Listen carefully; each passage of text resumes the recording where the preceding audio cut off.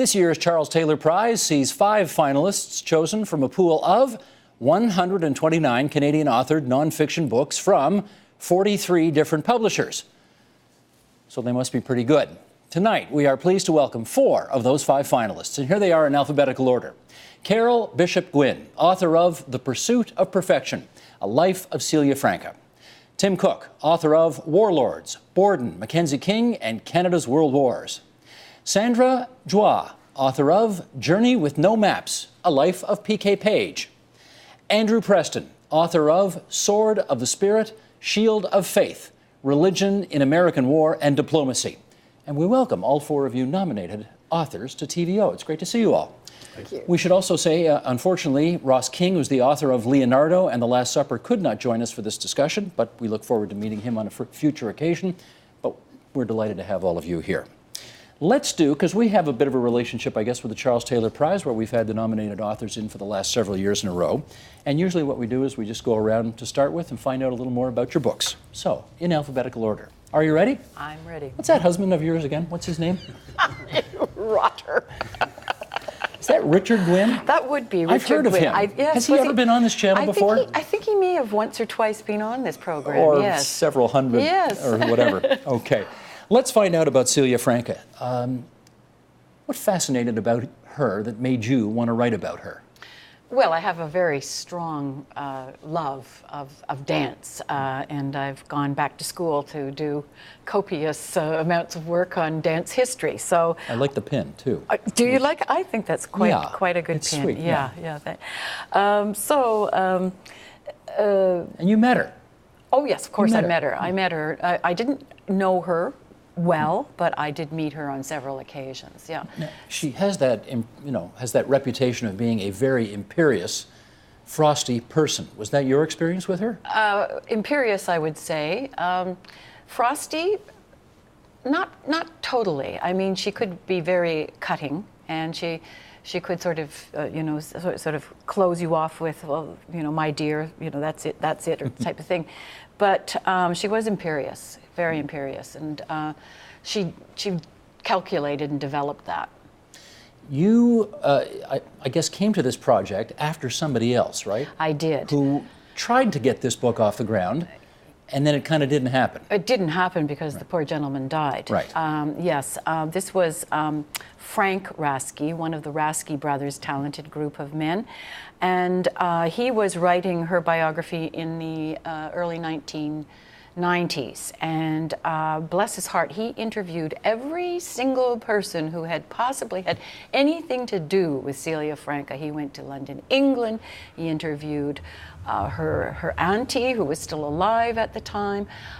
She wasn't best pleased when she discovered who he had interviewed. She was really quite horrified and shocked that he knew as much about her as he did. Now, he had diligently taped these interviews, and when he died, they went to a dance archive in Toronto called Dance Collection Danse, and there they were.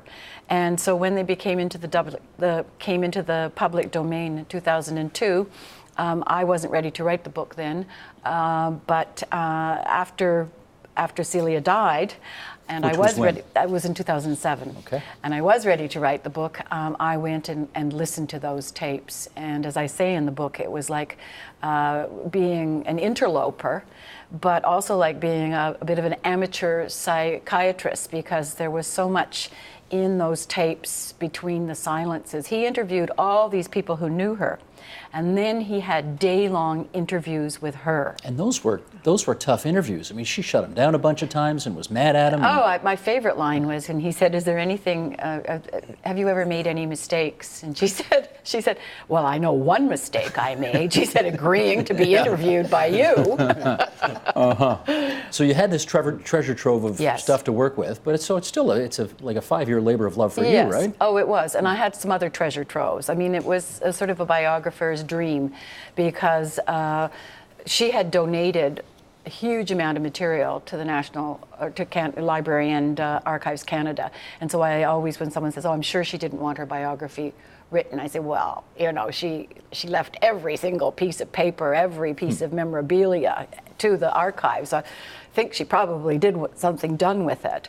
And in that, I found some amazing letters. And as you well know, all of us here, you have to have the subject's voice. And so through these letters, which she was writing to very intimate friends, two, one a man, one a woman, she really let her hair down. And I was able to use those to sort of get an impression of her more intimate sort of emotional life. Now, I don't want to give away the ending. She dies. Well, we know that, but I mean, even before the, I guess but we should touch on this a little bit. I mean, for those who don't know, who are new Canadians or who may not be aware, you know, she came to fame in this country. She didn't start her life in this country, but came to fame in this country through the National Ballet. And that didn't necessarily end well, that relationship, right? With her and the ballet? No. She came to Canada in 1951 and established this ballet company, starting out with 28 dancers, and by the time she left, it had casts of 76 and more.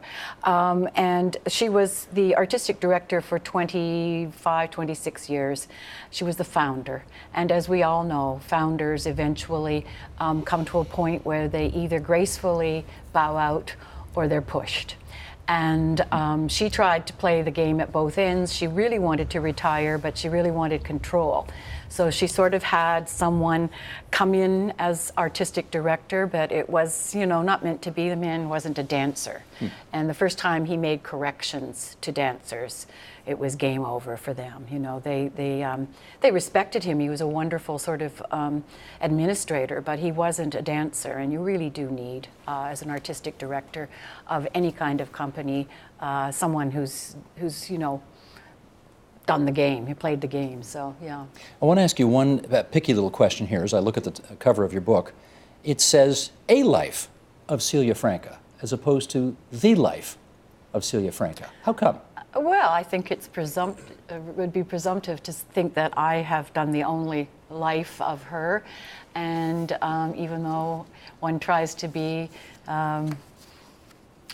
objective, as there's probably other lives that could be told of her. Won't be other books, though. Probably not. You've nailed it. You really got it all covered. And Sandra, get ready because you're going to get the same question, because that's in your title too, A Life of P.K. Page. Okay, Carol, thank you. Let's go on to Tim Cook here. Tim, you've been a guest on this program before, and we've talked about a lot of issues related to the great wars that this country has fought in. And I wonder, though, how did you discover that there was yet another significant untapped story about the Great Wars that hadn't been told that you wanted to tell? Yeah, well, the story for this came around waiting to do another interview outside the House of Commons where the wonderful portraits are of all the prime ministers. And I was waiting. It's a great place to kill 10 or 15 minutes. And I noticed on either side of the House of Commons, the doors leading in, are Borden and King, really kind of pride of place. And on their plaques, what I was drawn to was the fact that it said World War I war leader, 1914 to 1918 for Borden, and the same thing for the Second World War. World War II war leader, 1939 to 45.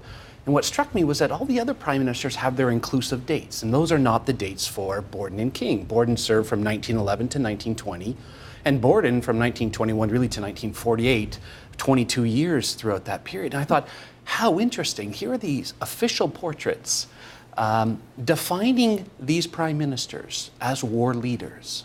And I think that might work for Borden. I think those who think of Sir Robert Borden associate him with the First World War. But not maybe for Mackenzie King. Mackenzie King has been largely forgotten by Canadians, and those who know him, I think of him and his seances, his proclivities to speak to his dead dog, his dead mother. He was an odd fellow, and I think that's what we remember him by. And it didn't square with me. Here's this war leader. Here's our longest-serving prime minister in Canadian history, longest-serving in the British Commonwealth. And he's remembered as a loony, lonely old man. And I thought there's more to this story. You and Terry Reardon are doing your best to get Mackenzie King kind of revisit that whole issue. Because he's got a book out about his relationship with Churchill. That's right, yeah. Okay, so you looked into this, and obviously, you've concluded that there's a lot more to William Lyon Mackenzie King and how he helped get Canada through World War II than just a guy who did seances and stuff. I think so. He was not a terribly charismatic figure. He paled in comparison to Churchill and to Roosevelt. And in fact, I read his diary, his very famous diary, which he kept throughout his life. He wrote 30,000 pages. And I read the wartime years, about 5,000 pages. It's an incredible document. He poured out his feelings, his angst, his anger.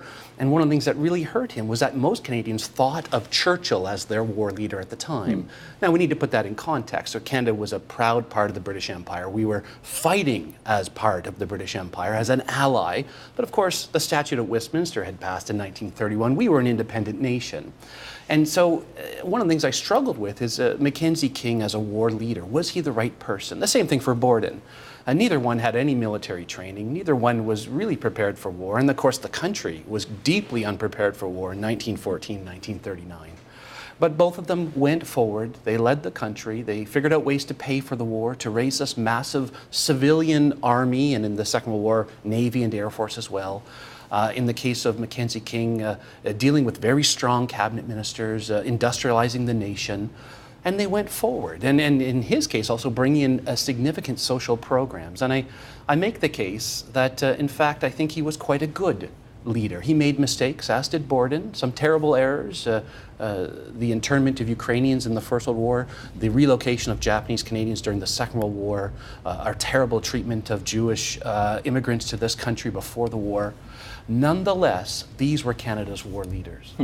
I don't think I knew this until I read it in your book, but when you think of some of the better-known American presidents, Dwight Eisenhower, Ulysses S. Grant, James K. Polk, Andrew Jackson, I mean, the list goes on, there is a military streak that goes through a lot of these gentlemen. That's right. Or maybe, did I read that in your book? Probably. I might have read it in your book. Now the books are conflating into each other. Right. I might have read that fact in your book, and applied but the fact that I read in your book is that none of our prime ministers, really to speak of, has much time in uniform at all. No. I think, was it Pearson and Diefenbaker. The only two have ever served. But didn't see action. They were in uniform but did not see action. Yeah, and that was one of the questions that struck me is, how do our civilian leaders, prime ministers in this case, lead a country in a total war environment? And what kind of advice are they getting? And who is supporting them? And in the First World War, Borden had very little support. His minister was Sir Sam Hughes, widely regarded as a lunatic. And Sam was a colorful character, and I've written about him in my previous book, The Madman and the Butcher, but he's a fascinating character. And Borden had to deal with this very unstable minister. And eventually, at the midpoint, when he fires Sam Hughes, he steps forward. He will be Canada's war leader. And Borden was a warlord. For him, it was victory at any cost, and he would win no matter what. King was different. King had seen what he thought were Borden's mistakes during the First World War, and he would try to keep Canada unified during the terrible struggle in the Second World War, even if it was at the expense of the soldiers overseas. And I make the case, or I think I make the argument, that Mackenzie King was willing to sacrifice soldiers, Canadian soldiers, and their lives to keep Canadian unity. For Borden, it was the exact opposite. Well, let me follow up on that, because it obviously has not escaped your notice that these are two English-Canadian leaders who were having to make an awfully difficult walk along a tightrope during the two great wars to ensure that Quebec felt included and yet did not want to go off, I guess, much of Quebec and fight one of the British Empire's wars. Sure. How did they deal with that? That's probably the most difficult part of their leadership and their wielding of power. And Borden was not terribly sensitive to Quebec. He didn't have any ministers to support him. He spoke almost no French. Neither did Mackenzie King, which is interesting. Two prime ministers who don't speak French. But he had a couple of good French lieutenants. He had very good lieutenants, Ernest Lapointe especially, and Louis Saint-Laurent. And so that was the great struggle, the great challenge. And they both approached it very differently. And Borden, I think, has been excoriated over the years for his handling of that war effort. By forcing all Canadians, and we shouldn't remember, it's not just English and French, it was farmers who were often against the war, who said, we support this war, but we're growing food, we're feeding the world.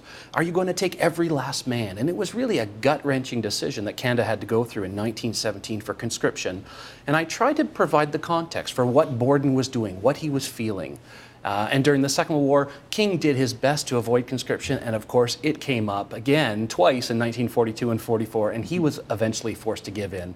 although historians and myself, that's right, acknowledge that he probably did a more skillful job in this. But there was a cost associated with that. So were these two dramatically less popular in Quebec than they would have been in the rest of the country? Borden, without a doubt. He was hated in Quebec, as was, the Conservative Party destroyed itself for 2 generations there. King, I think, was seen as the lesser of 2 evils in Quebec during the Second World War, and certainly, as we mentioned, having Ernest Lapointe and Saint-Laurent to support him there, and other key ministers helped to ease it through.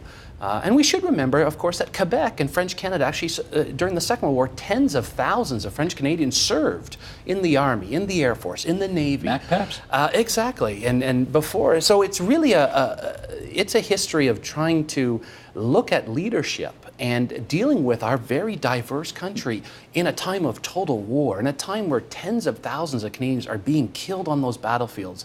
And how do you, as you said, walk that line? What are the hard choices? And I think if there's one message, it is, in times of war, there are no easy choices for those in power. Let me ask you just finally about a choice you made. The title of the book is Warlords. Yeah. And when one thinks of that word today, one tends to think of, some guy in the middle of Nowheresville, Ethiopia, who's got a truck and a bunch of, angry people in the back. Sure. So why the choice of that word?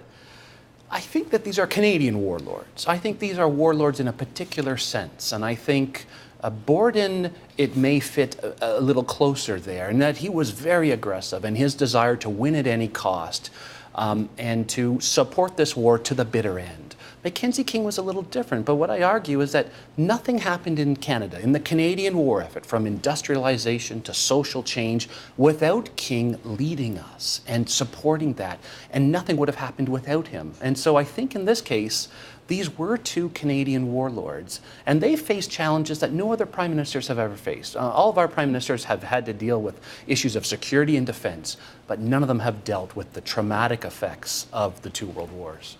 Okay. Thank you, Tim. Sandra, you good to go? Good to go.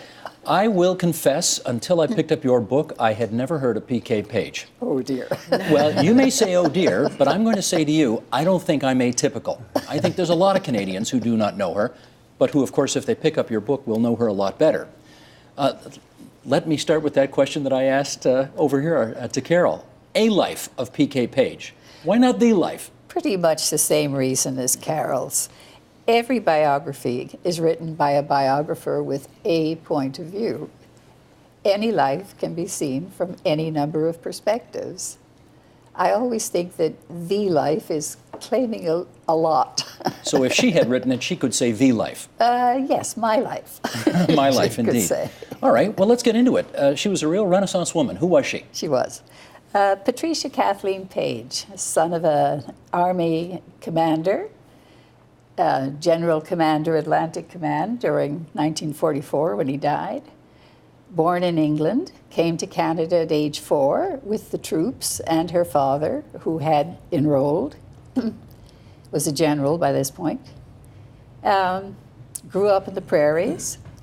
She was a young woman who grew up wanting to be a poet, and she taught herself to be a poet.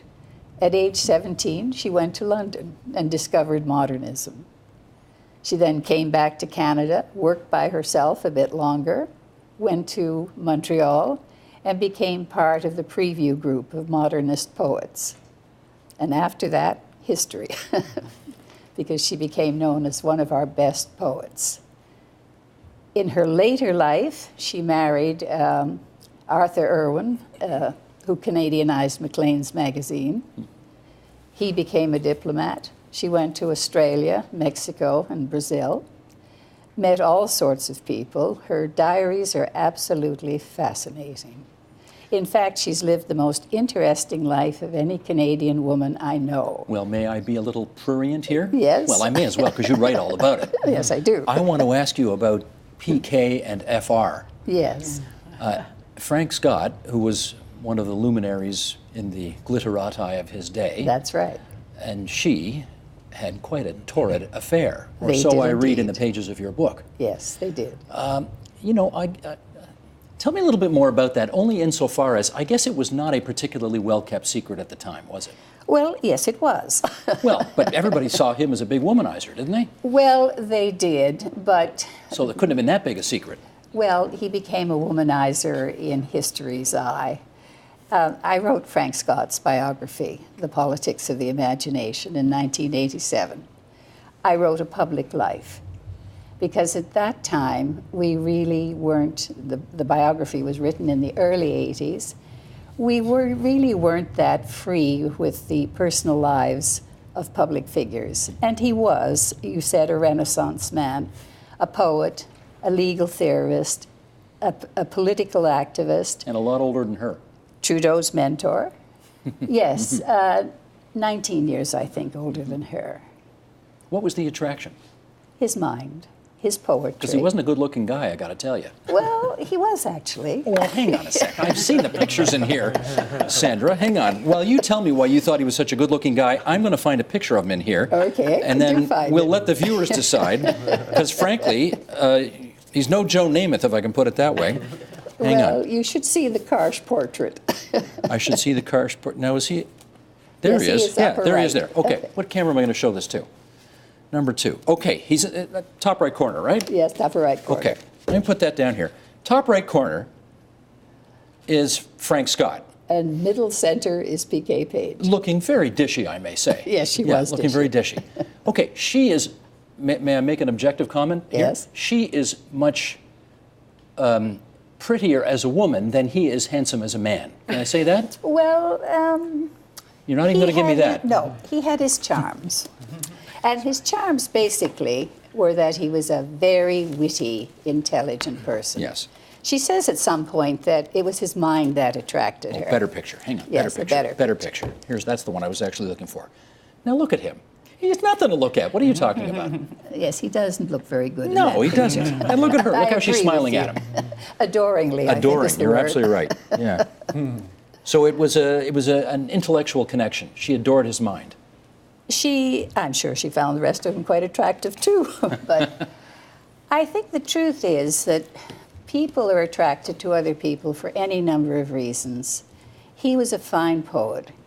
She was a woman who was very much interested in poetry and perhaps first met him on the pages of New Provinces, the first anthology of modernist poetry. He was a man whose marriage had not worked out. And I suspect that he and his wife had agreed that they had a rather freer relationship.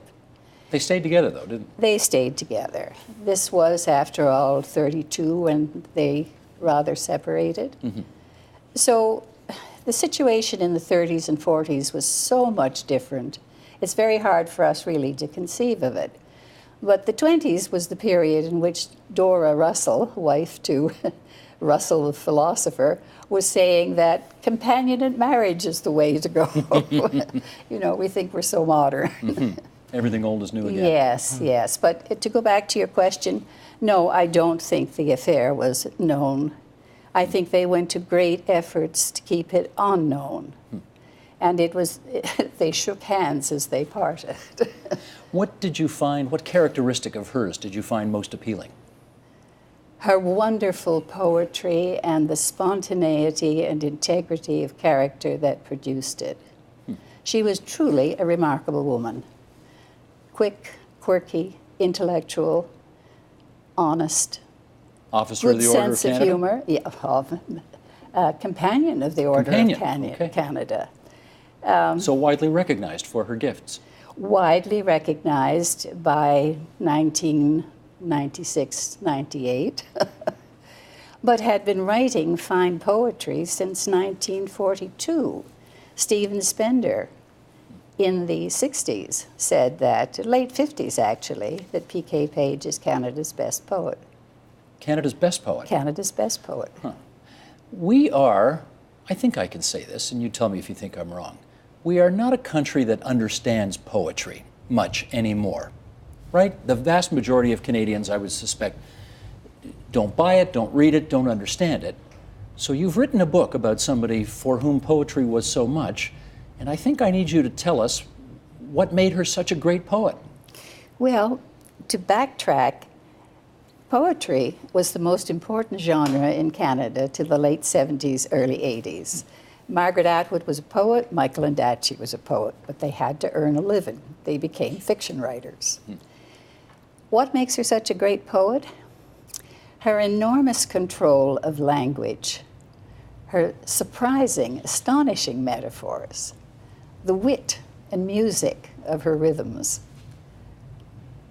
the kinds of poems she writes, poems about adolescence and first love, poems about betrayal, poems about death. It's all there. All there. Huge scope. That's great. Okay. Thank you, Sandra. And I'd never heard of her before, but I sure know her now. So thank you for the book. Andrew, you good to go? I'm good to go. Sword of the Spirit, Shield of Faith.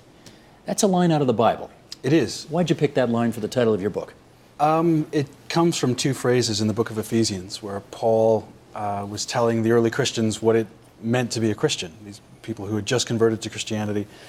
And he was saying, here's what what you have to do in order to be a Christian. And he says you have to put on the armor of God, and there are a number of components to the armor of God. And two of them, Paul doesn't use Sword of the Spirit and Shield of Faith together as I've put them, but I've put them together because it seemed to capture exactly what the book's argument is, that the religious influence on American war and diplomacy isn't just, there's not just one influence, it's not just simply about justifying war, but it's about, and it very much is that, it's about brandishing the sword of the Spirit. But it's also about the shield of faith, it's about peace movements, it's about liberalism, it's about international organization. So religion was at the heart of, not the only thing, but it was the heart of American ideas about setting up the League of Nations or the UN.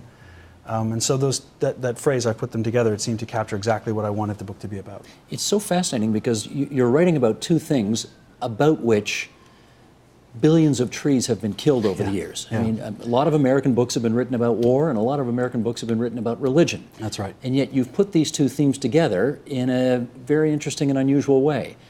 Where'd the idea for that come?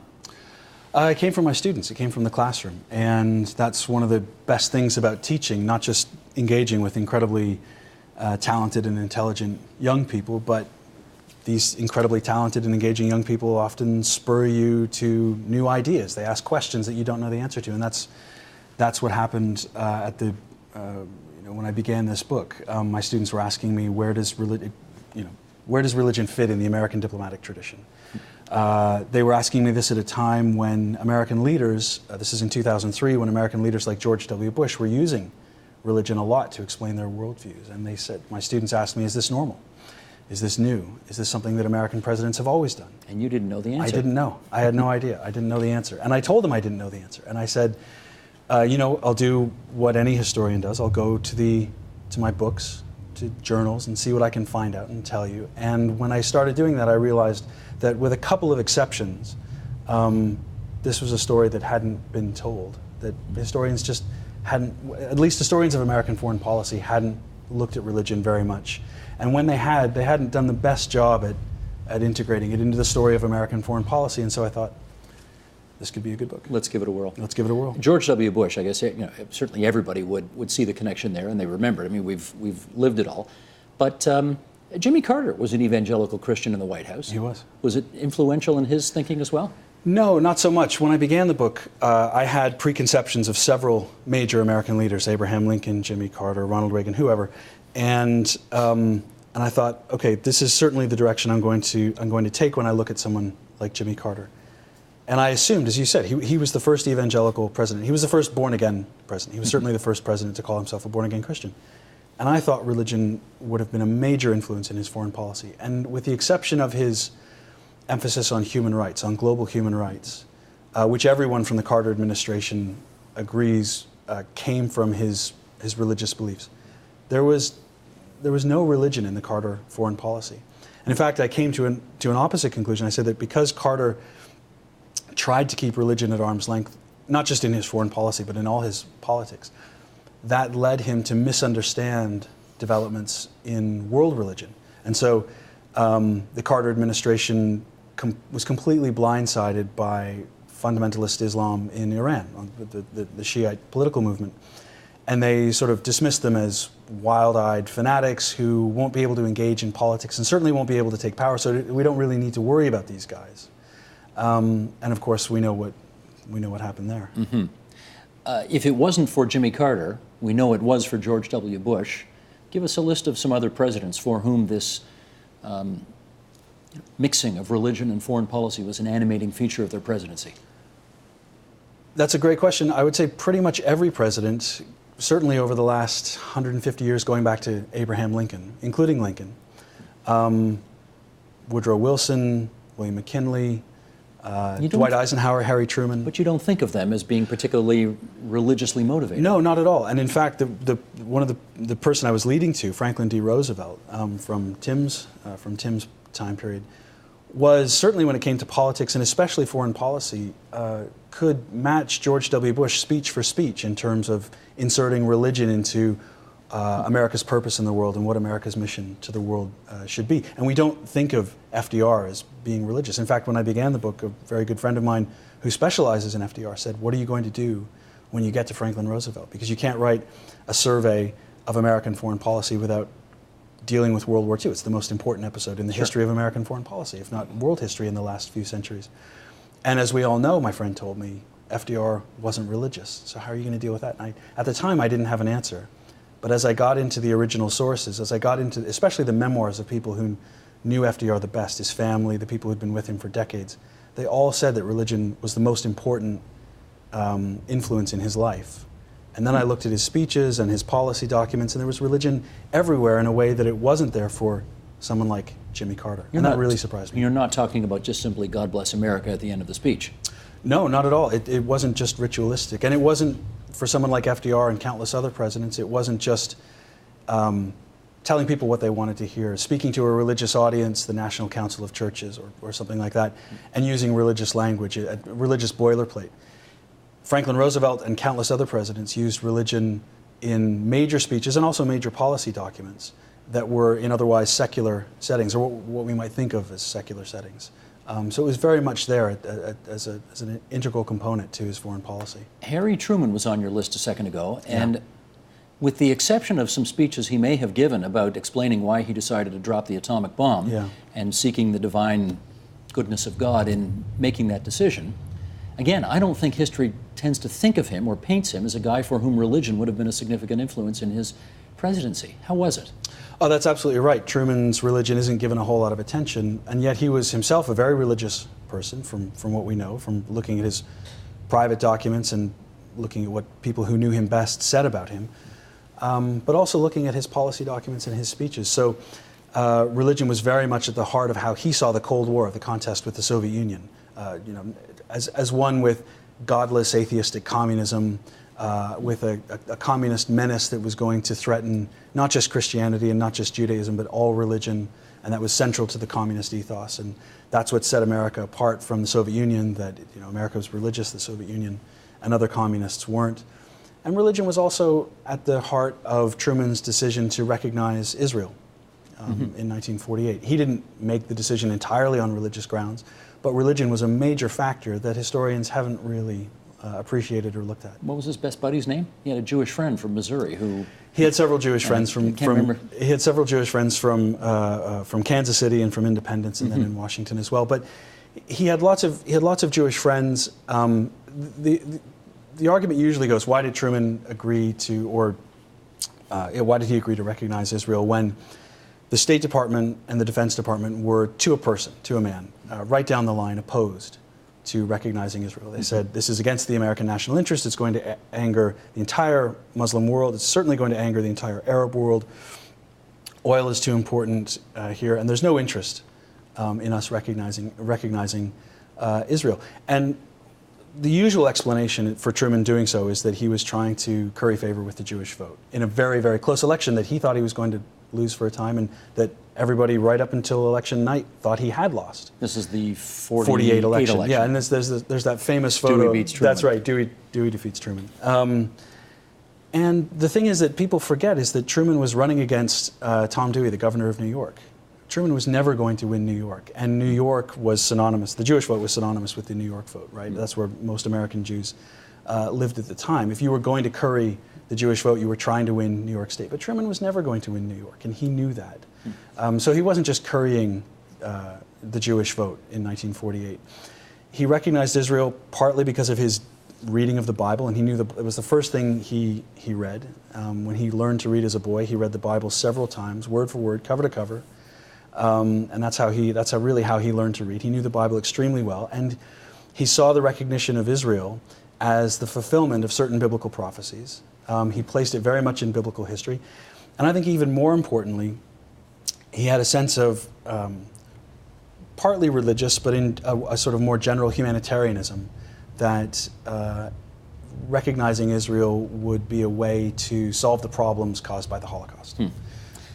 Let me go back even further. One more question for you, and that is, I mean, you go back as far as Jamestown, Virginia. I go back before Jamestown. Yeah. I was going to say 1600. Yeah.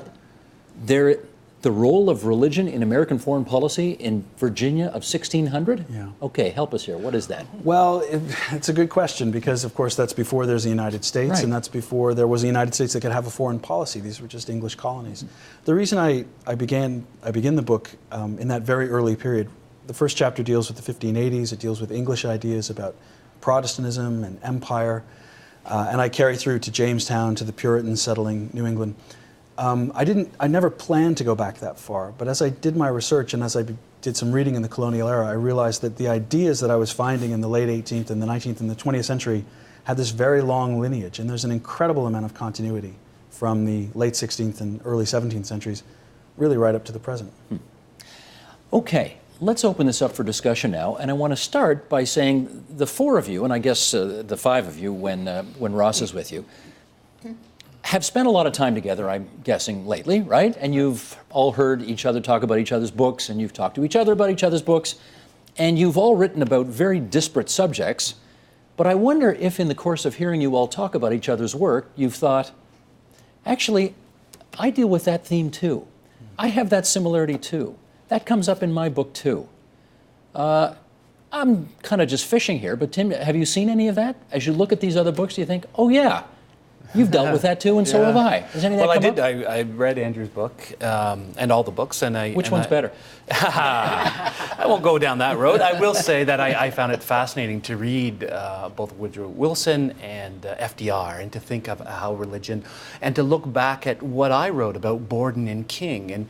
And King was a very religious man. He read the Bible every day. He could quote passage and scripture, and he was guided often by what he felt was a divine mission in life, which is one of the reasons why he actually goes to visit Hitler in 1937.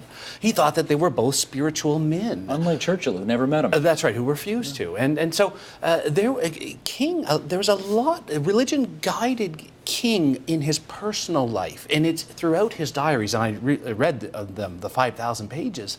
I didn't see it in that same foreign policy bent, but I will go back now with new eyes, which I think is one of the great things about books, of course, is that every book you read, you then go back and look at some of that primary source material and think, oh, there it is. Or, in this case, it's a little different in Canada. And we were lucky last night, and Andrew was saying that, of course, Britain has a very different bent, and I think Canada does as well.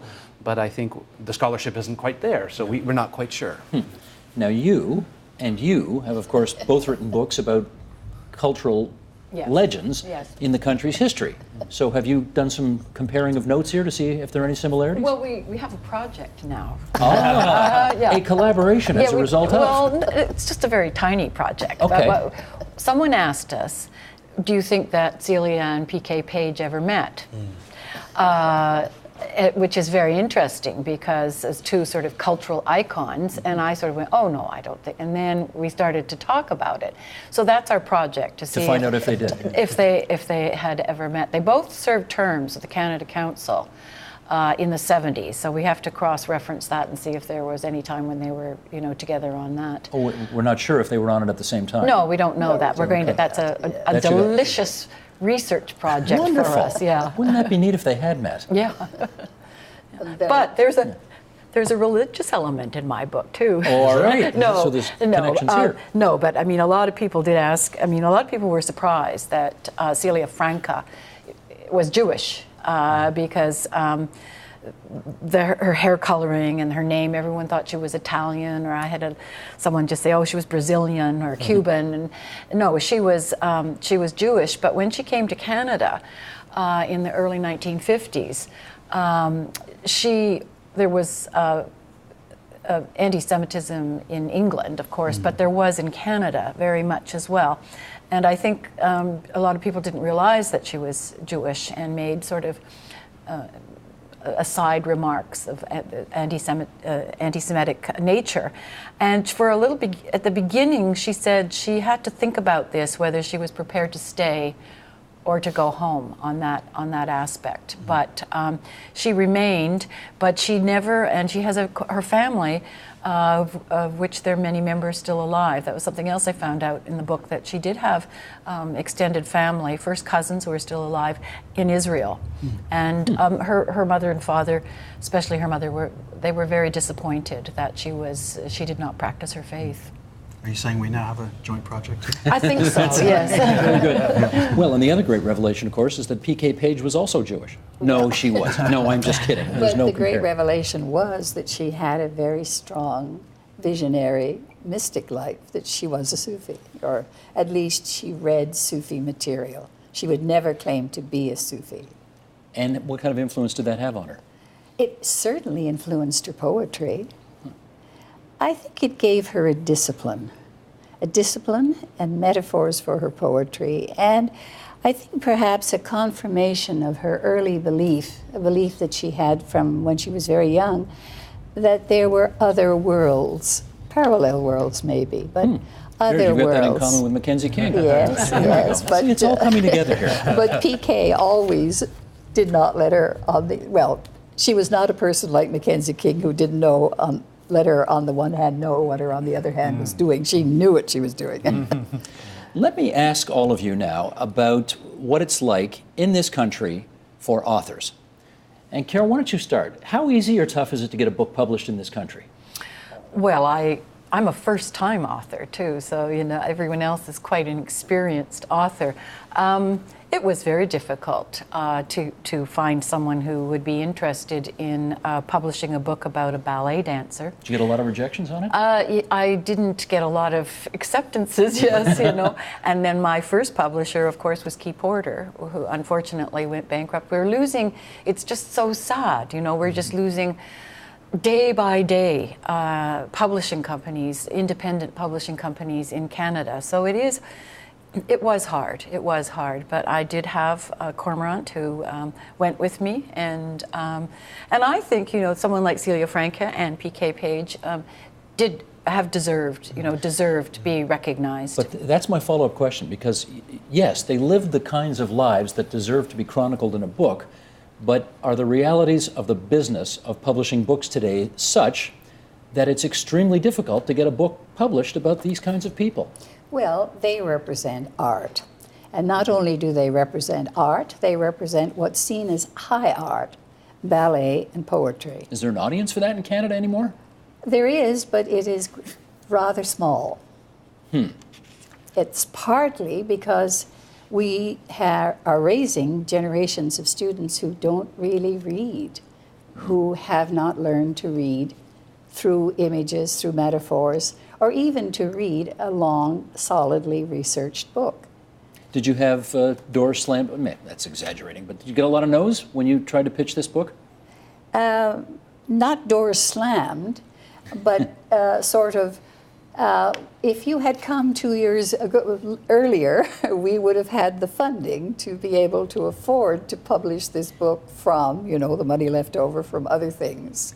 Oh, okay. Because the fear is that a biography of even a woman with a life as interesting as Celia Franca or P.K. Page would not sell. That's the real fear, that the industry simply won't support.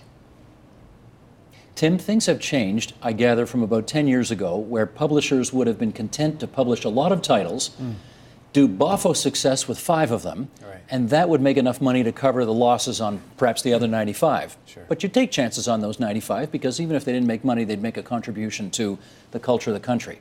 I'm told those days are gone, that every book's got to make money or it doesn't get published. Yeah. Is that consistent with what you know of the industry today? Maybe. I mean, I've done 6 books. This is my 6th book, and the last 4 have been with Penguin Canada, and they're very supportive of my work. And so I may be in a different area. I'm not sure. At the Canadian War Museum where I work, though, I'm the director of research, and I often have people who come up who want to publish about their grandfather who served, or write their own memoir. And they have a very hard time finding a publisher, and many of them are moving towards self-publishing, of course. And there are firms out there that will do that, and I think in terms of creating a historical record, that's wonderful. That gets something down on paper. Those memories won't be lost. But to have a book published is difficult, and perhaps even more difficult, of course, is to get that book out there. There are so many books published in this country, and it is tough to get books reviewed. And one of the great things I think about this award, the Charles Taylor, is that we've all benefited from having a spotlight shine on our books, and to help maybe provide a little bit of support for these books and to get the word out. And I'm very grateful for that. How many of your 6 have been about World War I or II? All of them. All 6? Yeah. Did they all make money? The first 2 were academic books. And so that's a no. They did. No, so we automatically know the answer there. The last 4, I made a conscious decision to reach a wider audience. Part of that being my work at the War Museum, where our job is to tell the complex history, military history of this country to all Canadians. And I felt the same thing. I was tired of doing books that were read by 500 people. I wanted to reach a wider audience because I think Canadians want their history. So what do they sell typically, your books? Oh, keeping in mind 5,000 is a bestseller in Canada. So more than that. You're a best-selling author. If you define it as 5,000, yes. Fine. Okay, good. Andrew, yours. Yes. This is... it's a long book. I was going to say, 770 pages.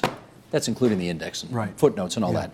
Yeah. But when you went to try to get this thing published, how was it? Well, I didn't try and get an 800-page book published. I don't think it would have been published. I don't think I would have got a contract if I showed up and said, "Oh, will you publish this?" The book evolved and grew, and I was lucky enough to have an incredibly supportive editor in New York. My publisher in New York was the main publisher, but Knopf Canada, who's my publisher in Canada, was also incredibly supportive, and they worked very well together, and did things that I didn't think publishers did anymore. I've got a lot of scholarly apparatus there for a book published by a commercial press.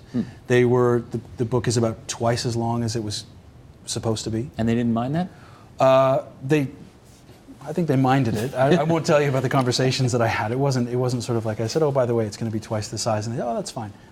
But that was a fight. No, it wasn't a fight. It was a conversation. It was a discussion, and they. Oh my God, you sound like Premier Wynne now. Everything's a conversation these days. Okay. Okay. Right. Well, it certainly wasn't a fight. Whatever it wasn't a fight. They were incredibly supportive, and I think there are, as Tim was just saying, there are publishers. They might be publishing fewer books, but they care about books. They care about the craft of writing. They care about the craft of producing books. I was saying earlier to Carol that the books here, the books that have been shortlisted, maybe not mine, but certainly the others, are beautifully produced books. They are things that you want to keep. They're things that you want to have on your shelf, and publishers still care about that. So I guess I see the glass as half full in that sense.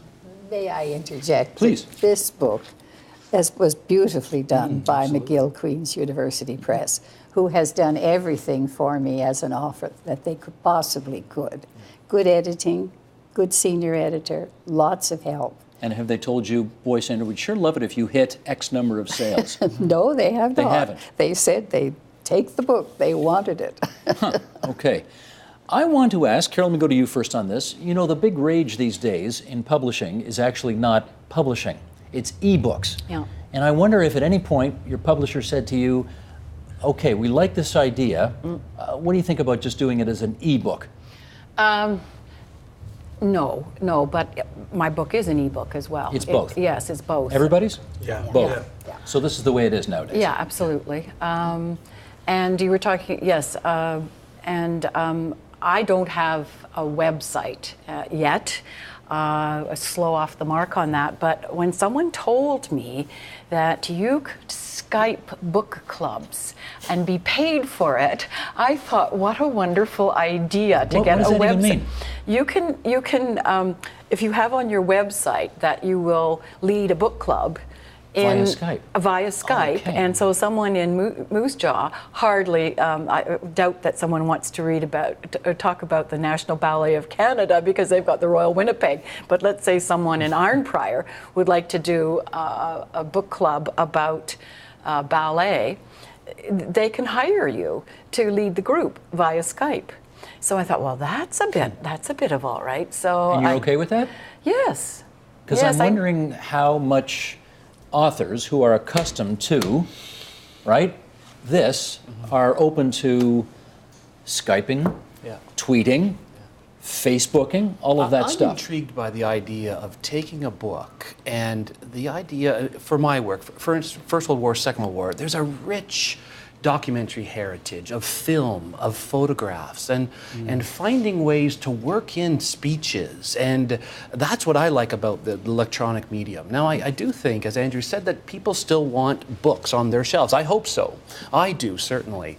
And so I don't want to lose the book, because I think that's what people want. But I am intrigued by this idea of taking what's there and making it very dynamic in a way that you can't do with just the paper. And I think that's something I'm comfortable moving towards in a way that I don't tweet and I don't do any of that stuff. But if they'd said to you, Tim, the future of book publishing is not to publish books. It's in getting it out there in bits and bytes on an ebook. Yeah. Will you write you write a 450-page ebook I don't for think us? I will, because and I think one of the things about these 5 books is that they're all weighty books. They're all significant works of scholarship and fine writing, if I can say so. And I think that that's something that we've all been well supported by our publishers, and I'm very proud of what I've done and what colleagues have done here. If it was to change into something like, Tim, can you tweet this? I'm not interested in doing that, partially because as a historian, I find it very difficult to tweet history because the context is so important. And that may be a personal bias. I think there's value there, but I don't want to tweet warlords. Okay, but do you appreciate the fact that by making that decision, and I got to tell you, when the War of 1812 bicentennial was happening, I did some tweeting of red letter dates during the war, during 2012. Yeah. And I got a lot of good feedback from people who said, oh, no kidding. They crossed the Detroit River on this day 200 years ago. And okay. So it occurred to me, we may actually be reaching some people who never would have thought about what happened in history 200 years ago through this new medium. Does that appeal to you at all? It does, insofar as I would love people to know that Vimy happened on the 9th of April, 1917. Okay. I would love it even more if they then went out and bought a book on it. Gotcha. Do you, Sandra, tweet? I don't tweet, but I have a website. I think my son has put me on Facebook because I keep getting replies, which I answer. And do they seem to you to be valuable ways to promote your work? It is. I recently did something for the Huffington Post and got back quite a few replies. Huh. So you're not as skeptical as him on the value of Twitter?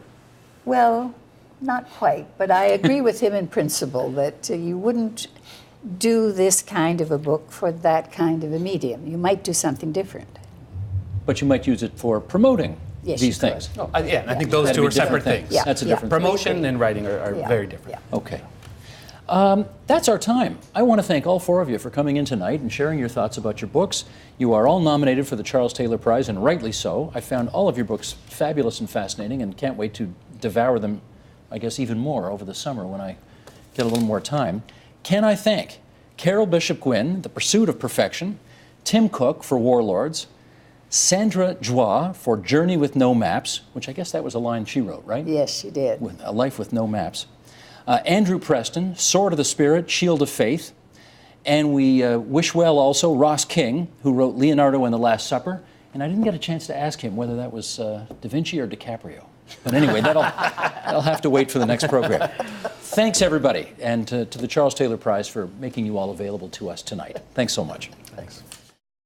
Support Ontario's public television. Donate at tvo.org.